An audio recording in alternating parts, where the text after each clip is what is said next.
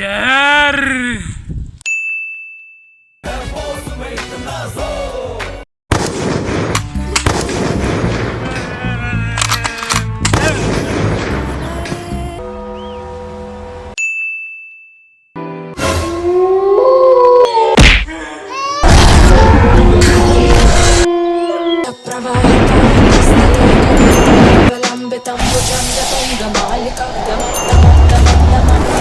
भाई यार एक बात बता, ये जहर इतने कम टाइम में फेमस कैसे हो गया? अब सुन,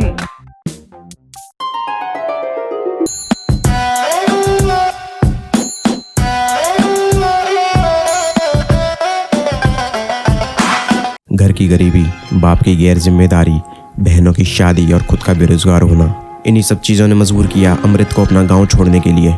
अपनी माँ से दूर एक छोटी सी नौकरी की तलाश में दर दर भटकता रहा, लेकिन लोगों को मजबूरी नहीं दिखती। जब सारे रास्ते बंद हो गए तब अमृत को बस एक रास्ता नजर आया जो कि पूरी तरह गैर कानूनी था। अमृत की मुलाकात एक शख्स से हुई जिसका नाम था धैर्य प्रकाश उर्फ डीपी। डीपी ने अमृत को गैर कानूनी तरीके से बेचे जाने वाली बंदूकों के कारोबार के काम में लगा दिया। इस काम में भरपूर पैसा होने की वजह से और अपने घर की हालत देखते हुए अमृत इस काम में घुसने से चाह के भी खुद को ना रोक पाया। बस फिर क्या, अमृत का दिमाग और सूझबूझ से काम करने की क्षमता ने कुछ ही दिनों में डीपी के बंदूकों के कारोबार को जमीन से 7वें आसमान पर पहुंचा दिया। पैसे की कहीं भी कमी नहीं आ रही थी, सारी ज़रूरतों के साथ साथ इच्छाएं भी पूरी हो रही थी।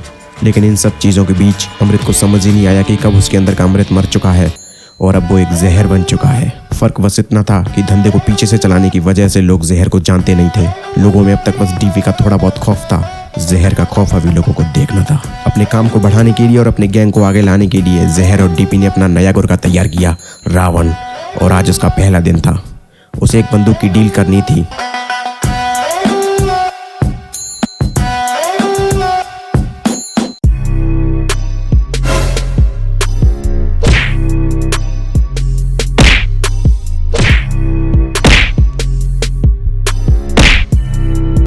भाई मेरी बंदूक चिल्ली बहुत मारा यार, मेरे को बहुत मारा। अबे थे किसके आदमी? भाई बोल रहे थे किसी अन्ना खटीक के आदमी है। अन्ना खटीक उस समय का सबसे बड़ा गुंडा जिसका डर लोगों के दिलो दिमाग में छाया हुआ था। अन्ना खटीक को जो पता चला कि डीपी और जहर नाम के कल के आए लौंडे बंदूकों के कारोबार पर अपनी पकड़ मजबूत करते जा रहे हैं, तब उसने इनके धंधे को चौपट करने की ठानी। डीपी और जहर समय के साथ थोड़े बहुत मजबूत हुए थे, लेकिन अभी इतनी औकात नहीं थी कि अन्ना खटीक जैसे गुंडों को रास्ते से हटा सकें। लेकिन वही बात है ना, जंग ताकत से नहीं जिगर से जीती जाती है, और जिगर के मामले में डीपी और जहर सबसे आगे माने जाते थे। अभी देखते हैं अन्ना खटीक को। या तो वो अन्ना रहेगा या हम। पूरी रात जहर और डीपी रावण को लेकर अन्ना खटीक की तलाश में पूरा शहर और हर चप्पा छानते रहे।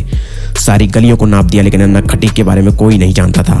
जानते थे तो बस उसका डर। अपनी हर कोशिश के बावजूद अन्ना का ठिकाना न पता पड़ने के बाद थक कर उन्होंने घर लौटने की सोची। उन दो बंदरों को तूने अभी तक सबक सिखाया कि नहीं? भाई वो दोनों तो हाथ नहीं आए, लेकिन उनके गुर्गे कुत्ते की तरह मारा मैंने। Oh no!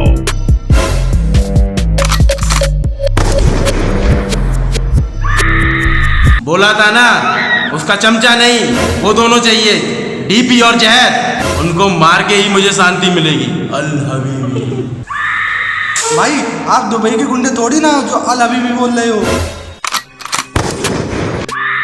साले सुनने में अच्छा लगता है। चलो जाओ, मेरे सीरियल का टाइम हो रहा है। भाई सीरियल किलर भी हो? अबे साले सीरियल किलर नहीं, सीरियल मेरा नाटक ससुराल से मर का, उसका टाइम हो गया है और तू अभी तक मरा नहीं।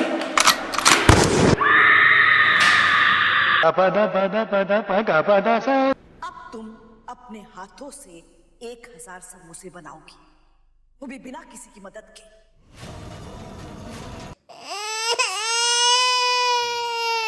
और फिर बाहर जाकर वही 1000 समोसे तुम 1000 गरीबों में बांटो। जी माताजी, जैसा आप चाहें।